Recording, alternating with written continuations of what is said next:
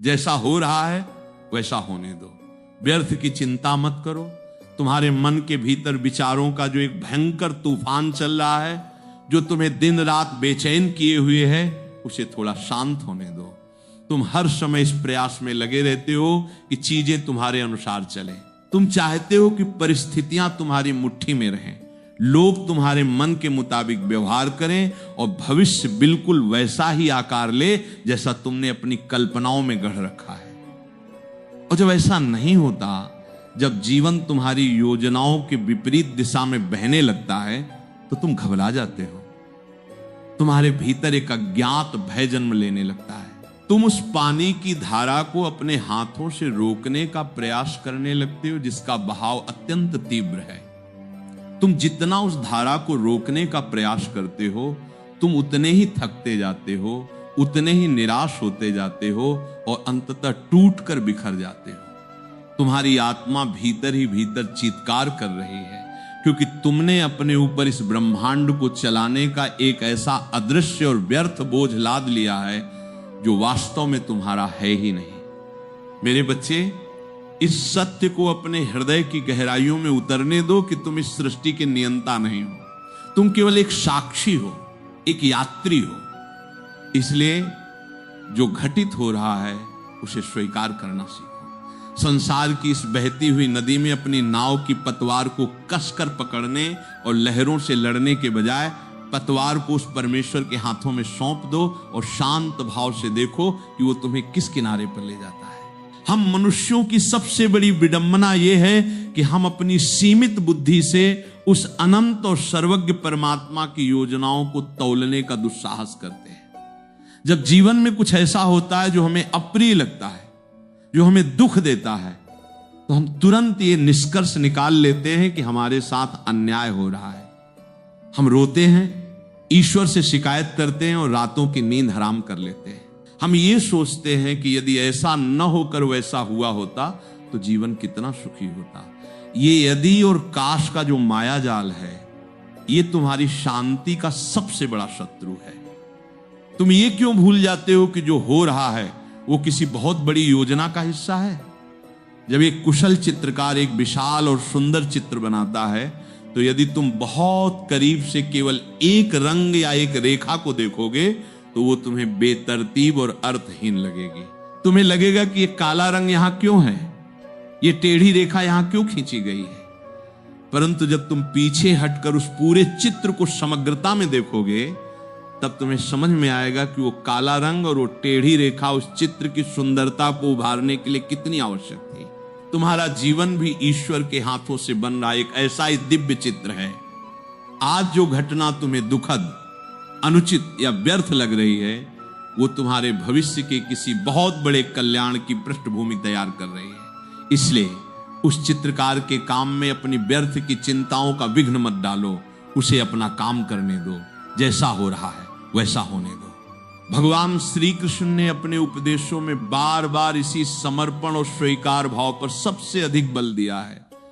वे समझाते हैं कि मनुष्य का अधिकार केवल अपने वर्तमान कर्म पर है, परिस्थितियों के निर्माण या उनके परिणामों पर नहीं। जब तुम चिंता करते हो तो तुम वास्तव में ईश्वर की बुद्धिमत्ता पर संदेह कर रहे होते हो। चिंता करने का अर्थ है कि तुम ईश्वर से कह रहे हो कि हे प्रभु, मुझे आपकी योजना पर विश्वास नहीं है, मुझे लगता है कि मैं आपसे बेहतर सोच सकता हूं।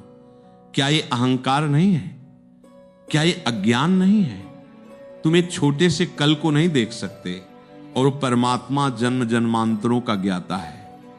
वो तुम्हारे भूत, वर्तमान और भविष्य को एक साथ देख रहा है। वो जानता है कि तुम्हारे भीतर कौन से मोह, कौन से अहंकार और कौन सी कमियां छिपी हैं, जिन्हें दूर किए बिना तुम वास्तविक आनंद और शांति को प्राप्त नहीं कर सकते। इसलिए वो तुम्हारे जीवन में ऐसी परिस्थितियां उत्पन्न करता है, ऐसे लोगों को भेजता है जो तुम्हारे उस अहंकार पर, उस मोह पर प्रहार करते हैं। उस समय तुम्हें बहुत दर्द होता है, तुम्हें लगता है कि तुम्हारा सब कुछ लुट गया, परंतु वास्तव में वो तुम्हारी आत्मा की शल्य चिकित्सा हो रही होती है। जब कोई सर्जन शरीर के किसी सड़े हुए हिस्से को काट कर निकालता है तो मरीज को बहुत दर्द होता है, लेकिन वो दर्द उसे मृत्यु से बचाने के लिए होता है। ईश्वर भी तुम्हारे जीवन के उन सड़े हुए और विषाक्त रिश्तों, उन व्यर्थ की इच्छाओं और उन झूठे सपनों को तुमसे दूर कर रहा है जो तुम्हारी आत्मा को नष्ट कर रहे थे। इसलिए जब कुछ छिन रहा हो, जब कुछ टूट रहा हो, तो उसे बचाने के लिए व्यर्थ का संघर्ष मत करो, उसे टूटने दो, उसे जाने दो। हमारे शास्त्रों में परम स्वीकार भाव और ईश्वर की इच्छा पर पूर्ण समर्पण का एक ऐसा अद्भुत और रोंगटे खड़े कर देने वाला सत्य प्रसंग आता है जो हर उस व्यक्ति के हृदय में शांति का अमृत घोल सकता है जो भविष्य की चिंता में घुल रहा है। ये पावन कथा है पांडवों के पौत्र चक्रवर्ती सम्राट महाराज परीक्षित की। महाराज परीक्षित एक अत्यंत धर्मनिष्ठ, न्यायप्रिय और ईश्वर के परम भक्त राजा थे। उनका राज्य इतना सुखमय और शांतिपूर्ण था कि स्वयं कलयुग भी उनके राज्य में प्रवेश करने से थर थर कांपता था। परीक्षित के पास वो सब कुछ था जिसकी एक मनुष्य कल्पना कर सकता है। अथाह धन, विशाल साम्राज्य, अपार शक्ति, मान सम्मान और एक भरा पूरा परिवार। उनका जीवन पूर्णता के चरम पर था। लेकिन समय का चक्र कब, कैसे और किस रूप में करवट ले लें, ये कोई नहीं जानता। एक दिन महाराज परीक्षित शिकार खेलते हुए वन में बहुत दूर निकल गए। वे भूख और प्यास से अत्यंत व्याकुल थे। भटकते हुए वे शमीक ऋषि के आश्रम में पहुंचे। ऋषि उस समय गहरे ध्यान में लीन थे। परीक्षित ने उनसे जल मांगा, परंतु समाधिस्थ होने के कारण ऋषि ने कोई उत्तर नहीं दिया। प्यास और थकान से व्याकुल परीक्षित के मन में उस क्षण के लिए अहंकार और क्रोध ने प्रवेश कर लिया। उन्हें लगा कि ये ऋषि राजा का अपमान कर रहा है। उसी क्रोध के वशीभूत होकर परीक्षित ने अपने धनुष की नोंक से एक मरा हुआ सांप उठाया और ध्यानमग्न शमीक ऋषि के गले में डाल दिया और वहां से चले गए। जब शमीक ऋषि के पुत्र तेजस्वी बाल ऋषि श्रृंगी को इस बात का पता चला तो उन्होंने क्रोध में आकर महाराज परीक्षित को एक भयंकर श्राप दे दिया। उन्होंने हाथ में जल लेकर संकल्प किया कि जिस अभिमानी राजा ने मेरे पिता के गले में मृत सर्प डाला है, आज से ठीक 7वें दिन नागराज तक्षक उसे डस लेगा और उसकी मृत्यु हो जाएगी। जब ये बात महाराज परीक्षित को पता चली तो उनके जीवन में क्या घटित हुआ होगा, इसकी तुम केवल कल्पना करो। जो राजा कल तक पूरी पृथ्वी का स्वामी था, जो अजेय था, उसे अचानक ये पता चलता है कि उसके पास जीवित रहने के लिए केवल 7 दिन बचे हैं। मृत्यु की ऐसी निश्चित और भयानक घोषणा सुनकर कोई भी सामान्य मनुष्य भय से कांप उठता। वो विलाप करता, अपनी किस्मत को कोसता, उस ऋषि कुमार से जाकर क्षमा मांगता या अपने राज्य के सभी बड़े बड़े वैद्यों और तांत्रिकों को बुलाकर अपनी जान बचाने का उपाय खोजता। वो मृत्यु से बचने के लिए लोहे और कांच के महल बनवाता, पहरेदार खड़े करता और रात दिन मृत्यु के भय से चिंता में घुट घुट कर जीता। परंतु महाराज परीक्षित ने ऐसा कुछ भी नहीं किया। जब उन्हें यह श्राप मिला तो उन्होंने इसे अपना दुर्भाग्य नहीं माना। उन्होंने इसे ईश्वर का कोई अन्याय नहीं माना। उन्होंने क्या किया? उन्होंने उस श्राप को भगवान की असीम कृपा और उनकी मधुर इच्छा मानकर सहर्ष स्वीकार कर लिया। उन्होंने कहा, जैसा हो रहा है वैसा होने दो। ये मेरे ही किसी कर्म का फल है और मेरे गोविंद की यही इच्छा है। परीक्षित ने मृत्यु से भागने या उसे टालने की कोई व्यर्थ चिंता नहीं की। उन्होंने समझ लिया कि जो होना निश्चित है उसके लिए रोना कैसा। उन्होंने उसी क्षण अपने राजपाट, अपने परिवार, अपने ऐश्वर्य और अपने अहंकार का पूरी तरह से त्याग कर दिया। उन्होंने अपने पुत्र जन्मेजय को राज सिंहासन पर बैठाया और स्वयं केवल एक वस्त्र धारण करके नंगे पैर गंगा के पावन तट पर आकर बैठ गए। उन्होंने अपने उन अमूल्य 7 दिनों को मृत्यु के भय में, चिंता में या अतीत के पछतावे में नष्ट नहीं किया। उन्होंने सोचा कि अब जो समय बचा है उसे केवल और केवल उस परम तत्व को जानने में, उस ईश्वर के प्रेम में डुबा दिया जाए। महाराज परीक्षित के इस परम वैराग्य और स्वीकार भाव को देखकर स्वर्ग से देवता भी उन पर पुष्प वर्षा करने लगे। उनके इस समर्पण के कारण ही स्वयं भगवान की प्रेरणा से महान संत श्री सुखदेव जी वहां प्रकट हुए। परीक्षित ने सुखदेव जी से पूछा कि जिस मनुष्य की मृत्यु अत्यंत निकट हो उसे क्या करना चाहिए। तब सुखदेव जी ने उन्हें श्रीमद् भागवत महापुराण की वो अमर कथा सुनाई जो आज भी भटके हुए जीवों को मोक्ष प्रदान कर रही है। उन 7 दिनों तक परीक्षित ने न कुछ खाया न कुछ पिया। वे न मृत्यु से डरे न भविष्य की चिंता की। वे केवल उस रसामृत को पीते रहे। 7वें दिन जब तक्षक नाग उन्हें डसने के लिए आया, तब तक परीक्षित का मन शरीर और संसार के मोह से पूरी तरह मुक्त हो चुका था। तक्षक ने उनके शरीर को डसा और शरीर भस्म हो गया, परंतु परीक्षित की आत्मा जो चिंता और भय से परे हो चुकी थी, वो सीधे भगवान के परम धाम को प्राप्त हुई। महाराज परीक्षित की इस कथा से बड़ा कोई प्रमाण नहीं हो सकता कि जब मनुष्य परिस्थितियों से लड़ना छोड़कर जैसा हो रहा है वैसा होने दो के भाव को अपना लेता है, तो वो मृत्यु जैसे सबसे बड़े भय को भी उत्सव में बदल देता है। अब जरा तुम अपने जीवन की ओर मुड़कर देखो। तुम किस बात के लिए इतने परेशान हो? तुम किस बात की चिंता में अपनी रातों की नींद खराब कर रहे हो? क्या तुम्हारा दुख, तुम्हारी समस्या परीक्षित की उस मृत्यु के श्राप से भी बड़ी है? नहीं, तुम्हारी चिंताएं बहुत छोटी हैं। मेरी नौकरी का क्या होगा? मेरे उस रिश्ते का क्या होगा? लोग मेरे बारे में क्या सोचेंगे? मेरा भविष्य सुरक्षित है या नहीं? इस सब वे व्यर्थ की चिंताएं हैं जिन्होंने तुम्हारे मस्तिष्क को एक बंदी गृह बना दिया है। तुम एक ऐसे भविष्य के बारे में सोच सोच कर डर रहे हो जिसका अभी जन्म भी नहीं हुआ है। तुम ये क्यों नहीं समझते कि ये ब्रह्मांड एक बहुत ही सुव्यवस्थित और सटीक नियम से चल रहा है। सूर्य अपने समय पर उगता है, ऋतुएं अपने समय पर बदलती हैं, हवाएं अपने नियम से बहती हैं। जिस परम सत्ता ने इस पूरे अनंत ब्रह्मांड को इतने पूर्ण तरीके से संभाल रखा है, क्या वो तुम्हारे इस छोटे से जीवन को नहीं संभाल सकती? क्या उसे तुम्हारी चिंता नहीं है? तुम्हारी परेशानी यह है कि तुम ईश्वर पर विश्वास तो करते हो, लेकिन तुम्हें उनकी कार्यप्रणाली पर विश्वास नहीं है। तुम चाहते हो कि भगवान तुम्हारी इच्छा के अनुसार काम करें। जब तुम कोई प्रार्थना करते हो और वो पूरी नहीं होती तो तुम निराश हो जाते हो। तुम ये सोचने लगते हो कि भगवान निष्ठुर है, लेकिन सच्चाई ये है कि भगवान तुम्हें वो नहीं देते जो तुम मांगते हो, बल्कि भगवान तुम्हें वो देते हैं जो तुम्हारी आत्मा के विकास के लिए सबसे अधिक आवश्यक होता है। एक छोटे बच्चे को यदि छोड़ दिया जाए तो वो हर समय केवल मिठाइयां और चॉकलेट ही मांगता है। यदि उसकी मां उसे हर समय मिठाई देती रहे तो वो बच्चा बीमार हो जाएगा। एक अच्छी मां बच्चे के रोने पर भी उसे मिठाई की जगह कड़वी औषधि देती है, क्योंकि वो जानती है कि बच्चे का स्वास्थ्य उसी में है। तुम्हारा ईश्वर भी तुम्हारी परम स्नेहमयी माता है। जब वो तुम्हारे जीवन में असफलता, अलगाव, दुख या कोई ऐसी परिस्थिति भेजता है जो तुम्हें पसंद नहीं है, तो वो वास्तव में तुम्हें तुम्हारे ही अहंकार और मोह की बीमारी से बचाने के लिए वो कड़वी औषधि दे रहा होता है। उस औषधि को पीते समय रोना बंद करो। चिंता मत करो कि इसका स्वाद कड़वा क्यों है। बस इसे पी लो और कहो, प्रभु जैसी आपकी इच्छा, जैसा हो रहा है वैसा होने दो। जब तुम इस स्वीकार भाव को अपने जीवन में उतार लेते हो तो एक बहुत बड़ा चमत्कार होता है।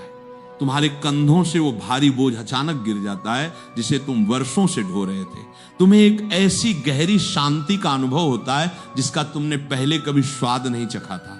स्वीकार करने का अर्थ कायरता नहीं है। इसका अर्थ कर्महीन होना या आलसी होकर बैठ जाना नहीं है। ये कोई हार नहीं है। स्वीकार करने का अर्थ है जीवन के साथ अपने व्यर्थ के युद्ध को समाप्त करना। तुम कर्म करो, अपने कर्तव्यों का पूरी ईमानदारी, पूरी निष्ठा और पूरी ऊर्जा के साथ पालन करो।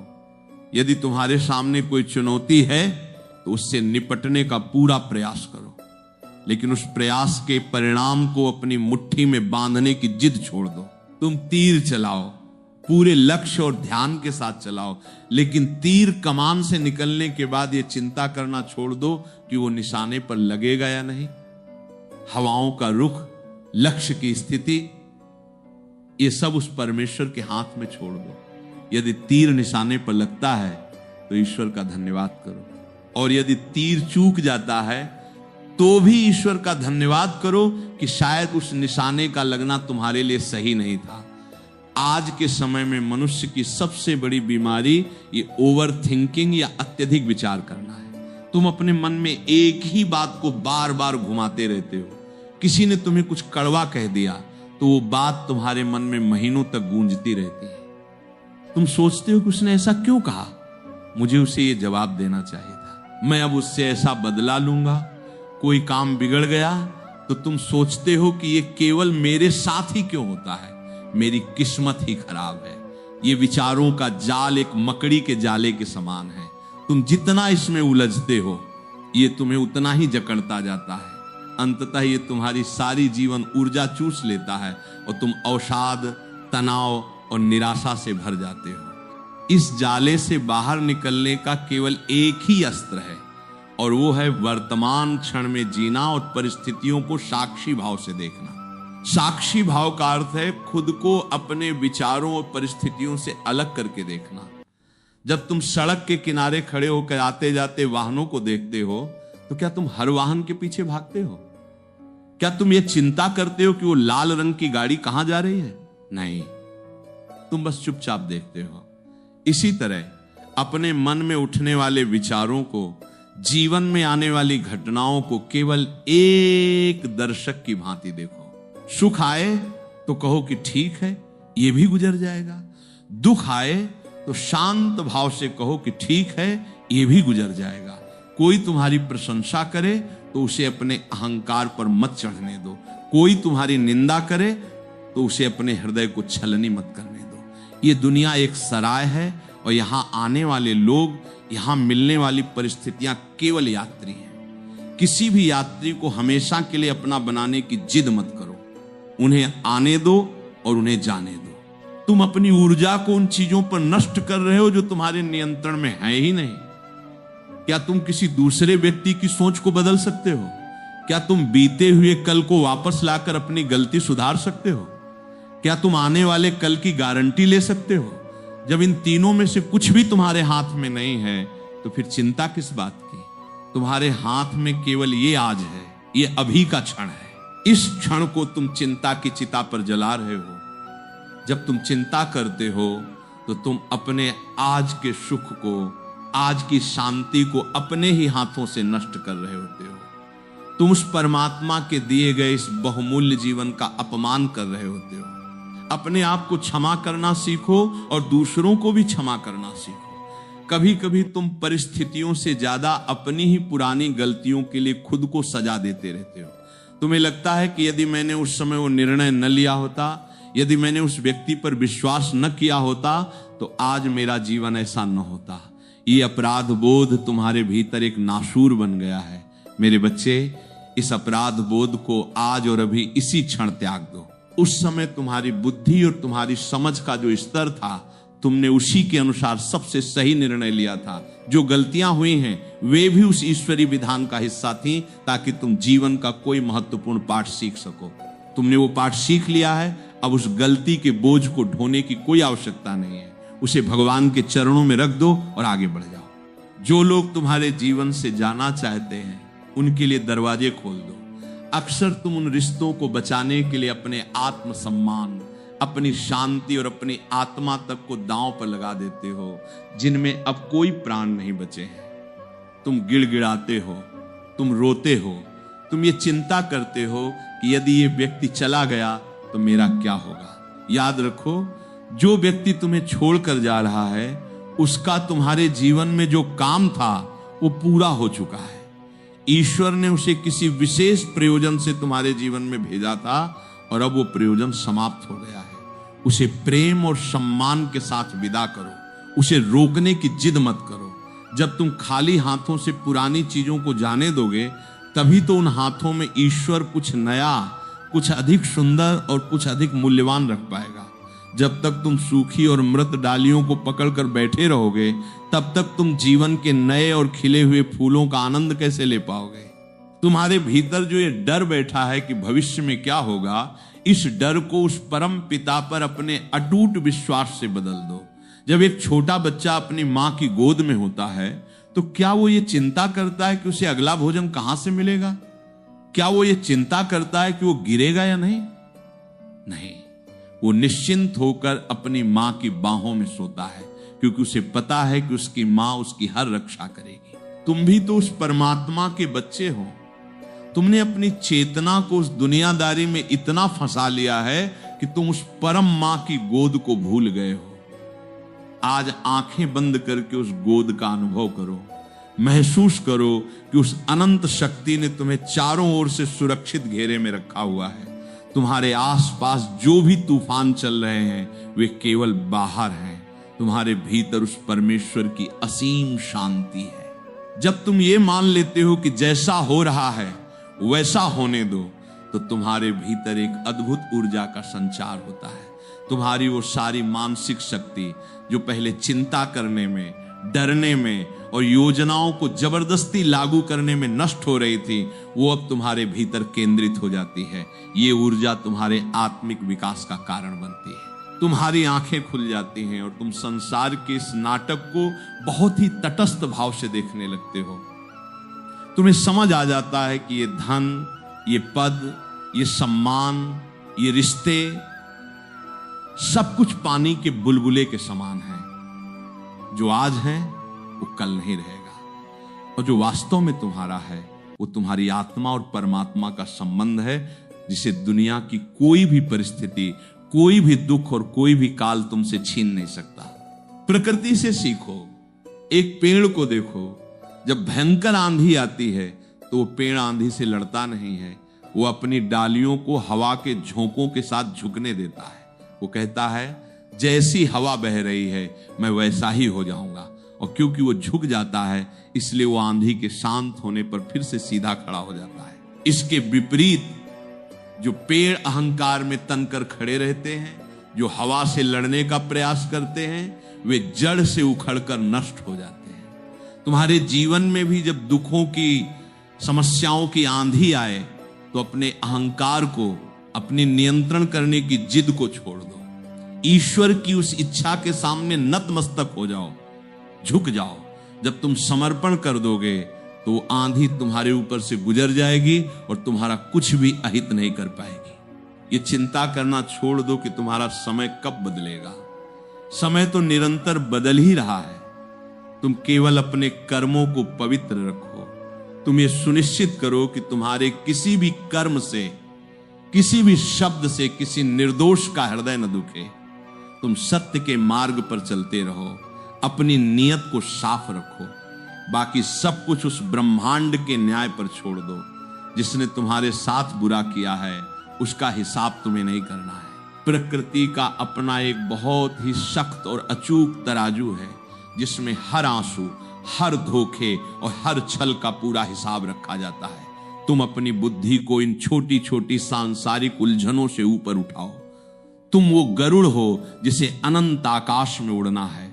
तुम इन छोटे मोटे कीड़े मकोड़ों की उलझनों में क्यों फंसे हो? अब समय आ गया है कि तुम अपने मन के इस भारी कोलाहल को पूरी तरह से विश्राम दो।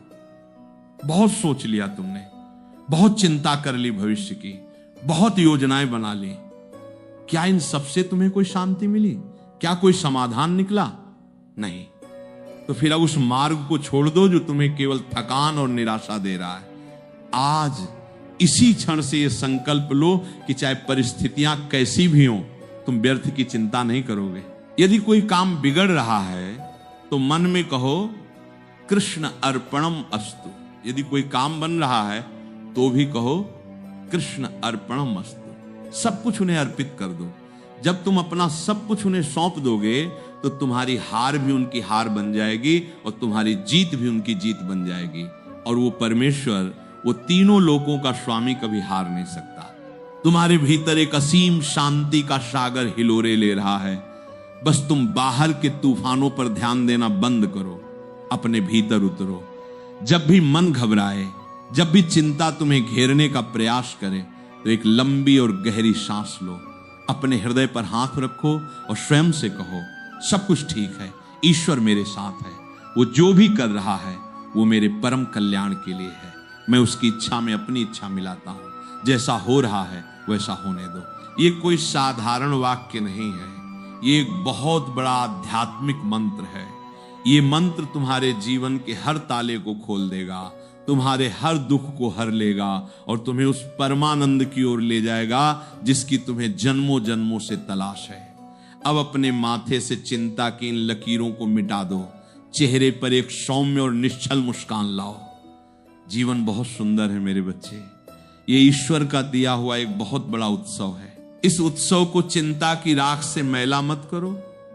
उठो, अपने आज के कर्तव्यों को पूरे उत्साह और प्रेम के साथ पूरा करो और कल की चिंता को उस कल के रचयिता पर छोड़ दो। वो सब संभाल लेगा, उसने हमेशा संभाला है और वो आगे भी संभालेगा। अगर ये वीडियो आपको अच्छा लगा हो और इस आध्यात्मिक चर्चा ने आपके हृदय को थोड़ी सी भी शांति और सांत्वना प्रदान की हो तो अपना प्रेम दर्शाने के लिए वीडियो को लाइक करके चैनल को सब्सक्राइब जरूर करें। ईश्वरीय ज्ञान के इस प्रवास से निरंतर जुड़े रहने के लिए बेल आइकन अवश्य दबाएं।